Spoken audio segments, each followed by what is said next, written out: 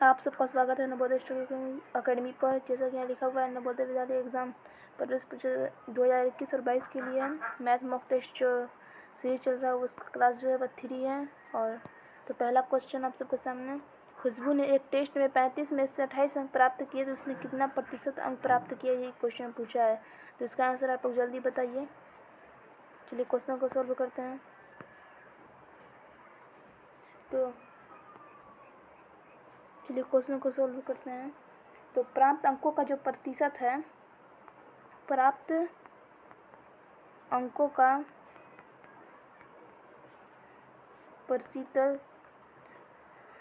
प्रतिशत जो है मतलब परसेंटेज, उसका फॉर्मूला है परसेंटेज गुणे 100 बटा कुल अंक।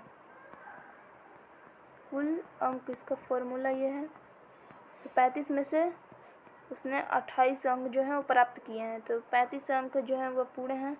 तो यहाँ परसेंटेज कितना है, 28 है। यहाँ पर 28 अंक प्राप्त किए हैं, तो यहाँ पर 28 लिख लेंगे मल्टीप्लाई 100, और कुल अंक जो है वो 35 हैं। तो यहाँ चला जाएगा, ये चला जाएगा 4 से 7 4 28 होता है, और ये 5 बार में चला जाएगा, और ये 5 से चला जाएगा 20 बार में। तो यहाँ मल्टीप्लाई होगा 20 का 4 में, तो आ जाएगा आंसर 80%। तो जिसका ये 80% आया है ऑप्शन नंबर 3, तो उसका राइट आंसर है। अब चलते हैं अगले क्वेश्चन की ओर। तो अगला क्वेश्चन आप सबके सामने कह रहा है कि एक दुकानदार ने 50 साड़ियाँ 22,400 रुपये में बेची और इस प्रकार उसे 12% का लाभ प्राप्त हुआ, तो एक साड़ी का क्रय मूल्य क्या होगा। तो इसका आंसर, चलिए क्वेश्चन को सॉल्व करते हैं।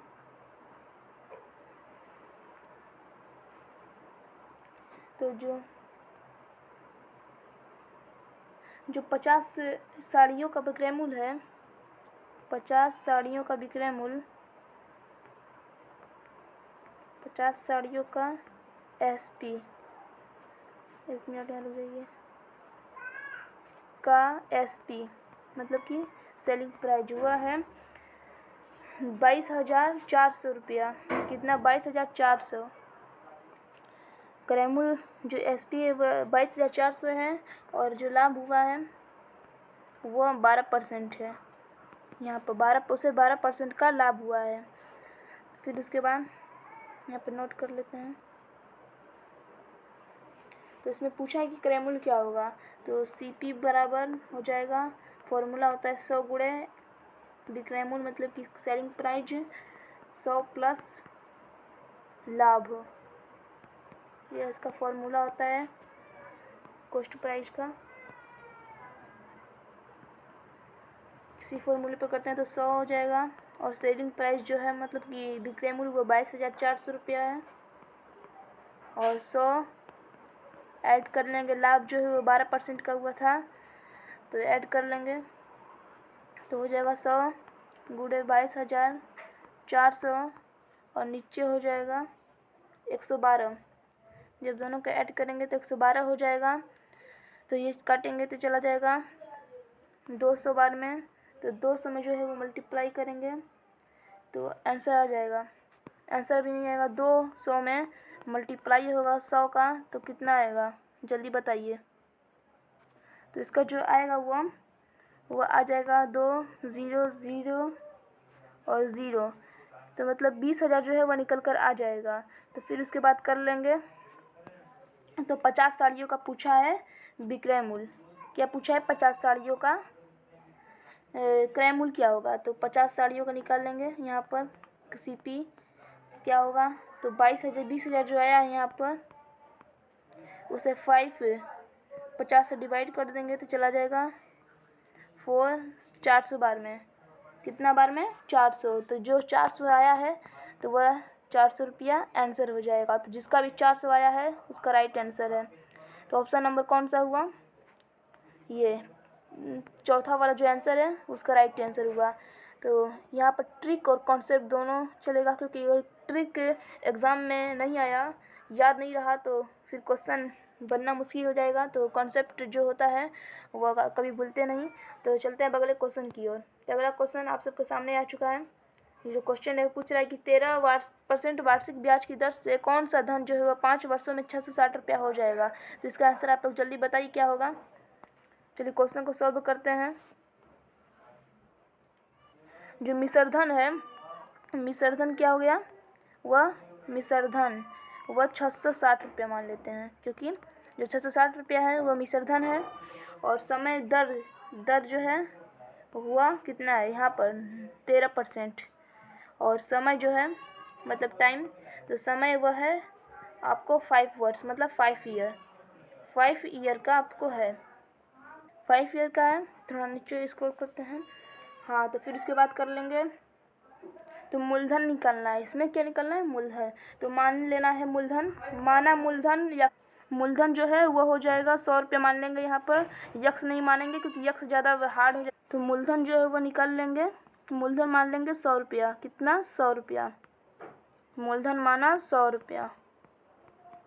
थोड़ा और नीचे मूलधन 100 रुपये मान लिया है।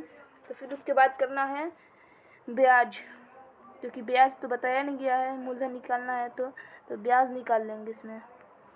तो ब्याज निकालते हैं। तो ब्याज का फॉर्मूला होता है P गुणे T गुणे R बटा 100, मतलब कि मूलधन गुणे समय गुणे दर बटा 100। तो इसमें 100 मूलधन तो है ही, और यहाँ मल्टीप्लाई कर लेंगे। 13 जो है वह दर हो गया, 5 जो है वह ई हो गया, क्या नाम है, समय हो गया। तो नीचे लिख लेंगे 100, तो यहाँ पे 100 लिख लेते हैं। तो 100 से 100 चला जाएगा, और 13 में जब 5 का मल्टीप्लाई करेंगे, 13 में 5 का मल्टीप्लाई तो कितना आएगा, 65 आ जाएगा, 65 आ जाएगा, कितना आएगा 65। तो फिर उसके बाद कर लेना है मिश्रधन। तो मिश्रधन का फॉर्मूला आपको बताए थे पिछले वाली क्लास में। ये मिश्रधन का फॉर्मूला क्या होता है, जल्दी कमेंट में बताइए क्या होगा मिश्रधन का फॉर्मूला। तो इसका फॉर्मूला होता है मूलधन प्लस ब्याज। तो मूलधन क्या है, मूलधन 100 रुपये माना गया है, और ब्याज जो 65 पे यहाँ पर आया हुआ है, यहाँ पर ब्याज और दोनों को ऐड कर देंगे तो 165 रुपया मिश्रधन भी आ गया। कितने, 165 रुपया आ गया। तो 165 रुपये मिश्रधन है, तो मूलधन 100 रुपया है। अगर मिश्रधन जो है वो 165 रुपये है, तो जो मूलधन कितना हुआ, वह हुआ 100 रुपया। तो एक का निकालेंगे यहाँ पर, तो आ जाएगा 100 बटा, देखिए यहाँ पर पेन, हाँ, तो 100 बटा 165 हो जाएगा, कितना 100 बटा 165। तो 660 जो मिश्रधन वहाँ पर ऊपर लिखा हुआ था तो उसका निकाल लेंगे। तो 100 गुणे 100 बटा 165 मल्टीप्लाई कर लेंगे 660 का। तो यहाँ पे कितनी, जल्दी बताइए कि कितना से जाएगा, जल्दी बताइए, फास्ट। तो ये चला जाएगा 4 बार में, चला जाएगा ये 4 बार में। तो 400 में 4 का मल्टीप्लाई कर लेंगे तो आ जाएगा 400। तो 400 रुपये जो आया है वो आंसर हो जाएगा, 400 रुपया मूलधन आगे आए। तो यहाँ पर इतना, तो ऑप्शन नंबर 2 राइट आंसर है। अब चलते हैं अगले क्वेश्चन की ओर। तो अगला क्वेश्चन आप सबके सामने, वह छोटी से छोटी संख्या क्या होगी जिसे 14,700 से गुणा करने पर गुणनफल जो है वह पूर्ण वर्ग बन जाए। तो इसका आंसर आप लोग जल्दी बताइए क्या होगा। चलिए क्वेश्चन को सॉल्व करते हैं। तो 14,700 का गुणनखंड निकालेंगे, मतलब एलसीएम। तो उसका एलसीएम आएगा 2 गुणे 2 गुणे 3 गुणे 5 गुणे 5 गुणे 7 गुणे 7, ये उसका जो है गुणनखंड आएगा, गुणनखंड आ जाएगा। तो इसका 2 एक ही है, यहाँ पे 2 यहाँ पे 2, तो 2 का 2 ले लेंगे गुणा, और 5 का 2, और यहाँ पर 7 का 2, और 3 तो 3 एक ठो है यहाँ पर, तो 3 के ऊपर कोई स्क्वायर नहीं रहेगा, क्योंकि यहाँ पर 2 ठो, यहाँ पर 2 है तो ऊपर भी स्क्वायर में 2 रहेगा। यहाँ पर जो 5 है ऊपर 2 है, इसमें भी, तो यहाँ पर 2 रहेगा, इसमें भी इसी तरह। तो जब सबको मल्टीप्लाई करेंगे तो अतः 14,700 में से 3 से गुणा करने पर प्राप्त संख्या एक पूर्ण वर्ग बन जाएगा। तो अभिष्ट संख्या जो है वह 3 है। तो 3 जो है, अगर 3 से हम लोग डिवाइड करेंगे 14,700 को, तो वह पूरा वर्ग बन जाएगा। तो ऑप्शन नंबर जो 3 है वह राइट आंसर है। तो अब चलते हैं अगले क्वेश्चन की ओर। तो अगला क्वेश्चन आप सबके सामने, 21 गैलन मिश्रण में शहद और पानी का अनुपात जो है वह 2:1 है। रेस्क्यू जो है वह 2:1 है। तो 7 गैलन और पानी में मिलाने पर शहद और पानी का अनुपात क्या होगा। तो रेस्क्यू पूछा है कि पानी और शहद मिलाने, जो 7 गैलन और पानी मिलाने पर शहद और पानी का अनुपात जो है वह क्या होगा। तो इसका आंसर आप लोग जल्दी बताइए। चलिए क्वेश्चन को सॉल्व करते हैं। तो मिश्रण में शहद की मात्रा, मिश्रण में शहद की मात्रा तो 2/3 गुणे 21 है। यहाँ पर 2/3 मान लेंगे और 21 है। शहद और पानी का अनुपात यहाँ पूछा है, तो शहद मिलाया गया इतना, तो ये चला जाएगा 7 बार में, और यहाँ पर आ जाएगा, यहाँ पर आएगा मल्टीप्लाई करेंगे तो 14 गैलन आ गया। 14 गैलन शहद, मिश्रण में शहद की मात्रा यहाँ पर आ गया है। फिर उसके बाद निकालेंगे मिश्रण में पानी की मात्रा, तो 21 में माइनस कर लेंगे 14 को, तो कितना आएगा 7 गैलन। तो 7 गैलन जो है मिश्रण में पानी का मात्रा है, 7 गैलन। फिर उसके बाद निकाल लेंगे, अतः अब मिश्रण में कुल पानी की मात्रा जो है वह 7 + 7 में ऐड कर लेंगे 7 को। तो जैसा कि यहाँ पर लिखा हुआ था कि 7 गैलन पानी और मिलाना है शहद में, तो 7 गैलन यहाँ पर पहले से मिलाया हुआ है और 7 गैलन फिर बाद में मिलाया जाएगा, तो कितना हो जाएगा 14 गैलन। 14 गैलन हो जाएगा, 14 गैलन हो जाएगा। तो फिर उसके बाद तो नया अनुपात, तो 14/14, तो चला जाएगा 1:1 में। तो जिसका भी 1:1 आया है उसका राइट आंसर है। तो नया यहाँ पर ऑप्शन नंबर 3 राइट आंसर है। अब चलते हैं अगले क्वेश्चन की ओर। तो अगला क्वेश्चन आप सबके सामने पूछ रहा है कि पहली संख्या 19 और दूसरी संख्या 36 है, तो यदि इन दोनों संख्याओं का लघुत्तम समापवर्तक 684 है, तो संख्याओं का मशक क्या होगा। क्वेश्चन पूछा है, मतलब कि यहाँ पर एलसीएम जो है वह 684 है, और पहली जो संख्या है वह 19 है और दूसरी संख्या 36 है, तो इसमें संख्याओं का जो मशक है वह क्या होगा। क्वेश्चन यही पूछा है, तो जल्दी इसका आंसर बताइए। चलिए क्वेश्चन को सॉल्व करते हैं। तो क्वेश्चन को सॉल्व करते हैं। यहाँ पर जो पहली संख्या है वह 19 है और दूसरी संख्या 36 है, और जो एलसीएम लघुत्तम समापवर्तक है वह 684 है। तो मशक पूछा है, तो मशक का फॉर्मूला होता है, मतलब कि एचसीएफ का फॉर्मूला पहली संख्या, यहाँ पर पहली फर्स्ट संख्या गुणे सेकेंड संख्या, मतलब दूसरी संख्या, और नीचे जो है वो हो जाएगा एलसीएम। तो इसी पर लिख लेते हैं। तो कितना है फर्स्ट संख्या 19 था और सेकेंड संख्या 36 है, और उसके बाद एलसीएम जो है वो 684 है। तो एक मिनट है, 686 नहीं 684 है। तो यहाँ पर कटेगा कोई नहीं संख्या, तो इसमें जो मल्टीप्लाई करेंगे 19 में 36 का, तो 684 आएगा, और नीचे 684, तो एलसीएम है ही, तो काटेंगे तो ये एक बार में चल जाएगा। तो जिसका भी एक आया है तो उसका राइट आंसर है। तो जो एचसीएफ निकल कर अब आया है वह 1 हो गया है। तो ये इसका फॉर्मूला था, इसी की तरह क्वेश्चन को सॉल्व किया जाता है, ये उसका कॉन्सेप्ट है। आप चलते हैं अगले क्वेश्चन की ओर। तो अगला क्वेश्चन, एक रेलगाड़ी जो है 1 घंटा 126 किलोमीटर जाती है, तो 1 सेकेंड में वह कितने किलोमीटर की दूरी जो है वह तय करेगी। तो इसका आंसर आप लोग जल्दी बताइए क्या होगा। तो इसका आंसर आप लोग जल्दी बताइए क्या होगा। तो क्वेश्चन को सॉल्व करते हैं। तो एक रेलगाड़ी है वह 1 घंटा में 126 किलोमीटर जाती है, तो समय जो है वह 1 आवर का है, और चाल बराबर पूछा है, तो चाल 1 सेकेंड में वह कितने किलोमीटर की दूरी तय करेगी। तो इसमें पूछा है क्वेश्चन में दूरी, मतलब डिस्टेंस पूछता है, तो उसका फॉर्मूला होता है, मतलब दूरी का फॉर्मूला बताया। तो जल्दी बताइए क्या होगा, पिछली वाली क्लास में बताए थे। तो दूरी का फॉर्मूला होता है समय गुणे चाल। कितना, समय गुणे चाल, इसका फॉर्मूला होता है समय गुणे चाल। लेकिन जो समय है वह तो 1 आवर है ही, कितना है 1 आवर। लेकिन चाल की बात की जाए तो चाल तो इसमें कहीं दिया नहीं हुआ है। क्या नहीं दिया हुआ है, चाल नहीं दिया है, तो चाल को भी यहाँ पर निकालना पड़ेगा। तो चाल का फॉर्मूला होता है यहाँ पर कितना होता है चाल का फॉर्मूला। चाल का फॉर्मूला होता है दूरी बटा समय। कितना, दूरी बटा समय। कितना फॉर्मूला होता है, दूरी बटा समय। कितना, दूरी बटा समय। तो दूरी कितने था 126 किलोमीटर, और समय जो है 1 आवर का है। तो यहाँ पर रुक जाइए, हाँ तो 1 हावर, तो 1 हावर लिखेंगे तो नहीं होगा, क्योंकि 1 हावर से 126 ही आएगा। तो 1 घंटा में कितने मिनट होते हैं, तो 60 मिनट होते हैं, तो 60 यहाँ पर लिख देंगे। 1 हावर है कितना, ये 1 हावर, और ये कितना है, ये जो है वह मिनट हो जाएगा, कितना मिनट। तो यहाँ पर 1 किलोमीटर में कितने मीटर होते हैं, जल्दी कमेंट में बताइए।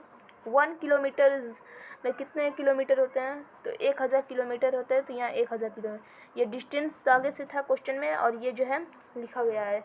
तो यहाँ पे काट देंगे तो 0 से 0 जाएगा, यहाँ पर 0 से 0, फिर उसके बाद चला जाएगा 2 21 बार में, 21 बार में चला जाएगा। तो 21 में 10 का मल्टीप्लाई करेंगे तो कितना आएगा, 2100 आएगा। तो 2100 को काट देंगे, नीचे 6, 1 मिनट रुक जाइए। यहाँ पर 2100 नहीं होगा, यहाँ पर जब मल्टीप्लाई होगा 21 में 10 का 10 आएगा, और जो नीचे 6 बचे हुआ है नीचे 6 हो जाएगा। तो ये काटेंगे तो चला जाएगा 35 बार में। तो 35 जो है वो हो जाएगा 35 किलोमीटर मीटर सेकेंड। तो जिसका भी 35 से आया है मीटर, तो वो 35 मीटर की जो दूरी है वह तय कर लेगा, 35 मीटर की दूरी। तो 35 इसका भी आया है, ऑप्शन नंबर 3 राइट आंसर है। तो अब चलते हैं अगले क्वेश्चन की ओर। तो अगला क्वेश्चन आप सबके सामने, इसका आंसर आप लोग जल्द कमेंट में बताइए क्या होगा। ये जो क्वेश्चन बहुत ही ये है, तो ये इम्पोर्टेंट ऐसे क्वेश्चन आते हैं एग्ज़ाम में। तो वीडियो को लाइक करें और चैनल को सब्सक्राइब कर लें, क्योंकि चैनल वीडियो क्लास का जो नोटिफिकेशन है सबसे पहले आपके यहाँ पहुँचे। तो चलिए हैं क्वेश्चन की ओर। तो क्वेश्चन को सॉल्व करते हैं यहाँ पर। इस क्वेश्चन में जो है वो यक्स का मान पूछा है, तो यक्स का मान निकालेंगे। तो यहाँ पे यक्स का मान, यक्स बराबर हो जाएगा 27.06 मल्टीप्लाई 25 माइनस कर लेंगे 600 को यहाँ पर, क्योंकि जो यक्स है वो इधर की ओर चला जाएगा। इधर की ओर जाने के बाद हो जाएगा, बराबर कर लेंगे। तो सबको जब करेंगे तो यहाँ पर यक्स बराबर आ जाएगा 676.5 माइनस 600। यक्स बराबर भी कितना आया, इतना आया 676.5 में, इसमें माइनस करेंगे तो यक्स बराबर आ जाएगा 76.5। तो जो यक्स का मान है वो 76.5 आ गया। तो जिसका भी 76.5 ऑप्शन नंबर आया है 3 उसका राइट आंसर है। ऐसे क्वेश्चन आएंगे एग्जाम में, तो ये इसका कॉन्सेप्ट है, इस कॉन्सेप्ट को आप लोग रिमेंबर कर लें। तो चलते हैं अगले क्वेश्चन की ओर। तो ये अगला क्वेश्चन सीरीज का क्वेश्चन है। दी गई श्रृंखला संख्या, जो श्रृंखला है अगली संख्या क्या होगी। तो जैसा कि इस क्वेश्चन में 2 लिखा हुआ है, फिर उसके बाद 7 है, और उसके बाद 11 है, फिर उसके बाद 8 है, फिर उसके बाद 13। तो उसके बाद वाली जो संख्या है वह क्या होगी, यही क्वेश्चन में पूछा है। तो इसका बताइए जल्दी आंसर क्या होगा। चलिए क्वेश्चन को देखते हैं। 2 और 1 मिनट रुक जाइए, यहाँ पर इरेज कर लेते हैं। हाँ, तो 2 और 7 एक बार 2 और 7 में जब यहाँ पर डिस्टेंस देखा जाएगा, दूरी, तो देखा जाए तो यहाँ पर +5 हुआ है। फिर उसके बाद 11 और 11 में देखा जाए तो 7 और 11 में +4 हुआ है। फिर उसके बाद है 8, तो 8 में देखा जाए तो -3 हुआ है। फिर उसके बाद है 13, तो इसमें जब देखा जाए तो प्लस हुआ है 5 का। तो इसमें आप सबको क्या देखने को दिख रहा है कि पहले +5 हो रहा, फिर उसके बाद +4 होगा, फिर उसके बाद -3 हो रहा है। तो उसी तरह इसमें हम लोग यहाँ पर प्लस, जिस तरह यहाँ पर +5 हुआ है, इसी तरह इसके बाद +4 हुआ है, इसी के बाद हम लोग भी यहाँ पर ऐड कर लेंगे +4 को। तो कितना आ जाएगा, 17 आ जाएगा, क्योंकि यहाँ पर प्लस, 1 मिनट रुक जाइए, यहाँ पर +4 करेंगे तो 13 में जब ऐड करेंगे 4 को तो कितना आएगा, 17 आएगा। तो ऑप्शन नंबर जो ए है वह सही आंसर हो जाएगा। तो ये था इसका आंसर। चलते हैं अगले क्वेश्चन की ओर। तो अगला क्वेश्चन आप सबके सामने है। अगला क्वेश्चन, ये जो क्वेश्चन है वह कह रहा है किसी वर्गाकार बोर्ड की परिमिति 60 मीटर है, तो 2.50 रुपये प्रति वर्ग मीटर की दर से बोर्ड रंगने में क्या खर्च पड़ेगा। तो इसका आंसर आप लोग जल्द कमेंट में बताइए क्या होगा। ये जो क्वेश्चन दिख रहा ये इम्पोर्टेंट क्वेश्चन है, इसे आप लोग नोट कर लें। तो चलते हैं अब क्वेश्चन को सॉल्व करते हैं यहाँ पर। तो चलिए क्वेश्चन को सॉल्व करते हैं यहाँ पर। तो वर्गाकार बोर्ड की जो परिमिति है वो कितनी है, 60 मीटर है, और वर्ग की भुजा बराबर होता है परिमिति बटा 4, ये इसका फॉर्मूला है। तो 60 जो है परिमिति है और नीचे 4, तो ये चला जाएगा कितना बार में, 15 बार में। तो वर्ग की भुजा जो निकल कर अब आ गया है, कितना वर्ग की भुजा कितना है, 15 है भुजा। फिर उसके बाद करना है तो वर्ग का क्षेत्रफल, तो वर्ग का क्षेत्रफल बराबर का फॉर्मूला क्या होता है, भुजा स्क्वायर होता है। तो भुजा कितना है, 15 निकल कर आ गया, तो इसका स्क्वायर करेंगे तो कितना आ जाएगा, 15 गुणे 15। तो इसका आंसर जो है वो आ जाएगा यहाँ पर 225 वर्ग मीटर। फिर उसके बाद कर लेना ये जो है, ये क्षेत्रफल निकल कर आया है, क्षेत्रफल वर्ग का। फिर उसके बाद है बोर्ड रंगने का खर्च बराबर हो जाएगा फॉर्मूला, बोर्ड रंगने का खर्च जो है, रंगने का खर्च, उसका फॉर्मूला कर लेंगे हम लोग यहाँ पर, अपने से बनता है तो क्षेत्रफल गुणे प्रति वर्ग मीटर खर्च। तो 225 जो आया है यहाँ पर क्षेत्रफल, और प्रति वर्ग मीटर जो खर्च यहाँ पर कोई दिया हुआ होगा, एक मिनट रुक जाइए, हाँ देखिए यहाँ पर दिया हुआ है कि 2.50 जो है 2.5 रुपया प्रति वर्ग मीटर की दर से जो है बोर्ड को रंगने में खर्च पड़ेगा। तो ये क्वेश्चन में दिया हुआ जब है, तो यहाँ पर 2.50 में मल्टीप्लाई कर लेंगे। एक जो है एक बोर्ड को रंगने का ये खर्च है, तो 225 जो बोर्ड हैं उसको रंगने का खर्च क्या होगा, जब दोनों को मल्टीप्लाई करेंगे तो 562.50 रुपया जो है वह आंसर निकल कर आ जाएगा। तो जिसका भी 562 रुपया आया है, ऑप्शन नंबर पहला वाला देख लीजिए यहाँ पर, ऑप्शन नंबर पहला 562.50 रुपये। तो अब चलते हैं अगले क्वेश्चन की ओर। तो यहाँ पर रुक जाइए 1 मिनट। तो अब सबके सामने जिस तरह से दिख रहा है, ये होमवर्क जो दिख रहा है, अब ये आप सबको होमवर्क देने की बारी आ गया है। तब ये 5 क्वेश्चन जो दिख रहे हैं, ये वाला क्वेश्चन और ये कितने क्वेश्चन है, 1 2 3 4 5 जो क्वेश्चन आप मेरे को दिख रहे हैं। 1 मिनट रुक जाइए, यहाँ इरेज कर लेंगे। हाँ, तो 5 क्वेश्चन आप सबके HW रहेंगे। 10 क्वेश्चन सॉल्व किए गए हैं और 5 क्वेश्चन को दिया गया है होमवर्क में। तो इसका आंसर आप लोग कमेंट में बताइएगा, और इसका PDF जो है टेलीग्राम ग्रुप पर डाल दिया जाएगा। फिर मिलते हैं अगले वीडियो में। जय हिंद।